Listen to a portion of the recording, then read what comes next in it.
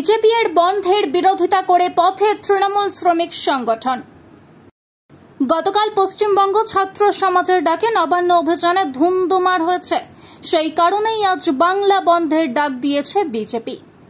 আজ সকাল ৬টা থেকে বিজেপি নেতাকর্মীরা বাঁকুড়া রানীগঞ্জ ৬০ নম্বর জাতীয় সড়কের দুর্লভপুর মোড়ে অবরোধ করেন। পুলিশ অবরোধকারীদের আটক করেন।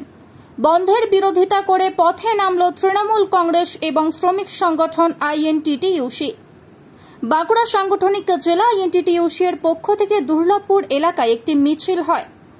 নেতৃত্ব দেন বাঁকুড়া সাংগঠনিক জেলা আইএনটিটিইউসি এর সভাপতি রথীন ব্যানার্জি। রাস্তায় আটকে থাকা যানবাহনের সচল করতে লেগে পড়েন সকলে। পরে সাংবাদিকদের মুখোমুখি হয়ে কি জানালেন রথীন ব্যানার্জি, শুনে নিন।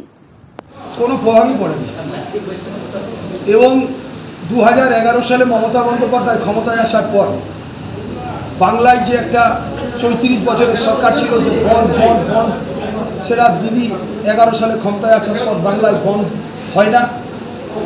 তাতে যেই বন্ধ রাখুক বন্ধ সাকসেস হবে না।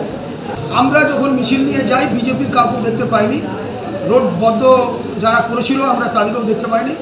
আমরা যে রোড ক্লিয়ার করে দিয়েছি, কোনো জায়গায় রোড বন্ধ নেই। দোকানপাটি আমরা খোলার জন্য সমস্ত জায়গায় বলেছি এবং রাস্তায় যানবাহন সুন্দর চলাচল করছে। শ্রমিকরা কারখানায় সুন্দরভাবে যাচ্ছে, কোনো অসুবিধা নেই। 100% শ্রমিক তারা প্ল্যান্টে গেছে এবং কাজ করছে। কোনো জায়গাতেই লাফার যে আমাদের যে ছোট রামদুত, সেন্ট্রল, জিপিটি কারখানা, নীলকান্ত ফেরো, কোনো জায়গাতেই কোথাও গেট বন্ধ নেই। সমস্ত জায়গায় শ্রমিকরা তারা নিজেরা কাজ করছে। বেসরকারি বাস পরিষেবা কেমন আছে? বাস মোটামুটি চলছে।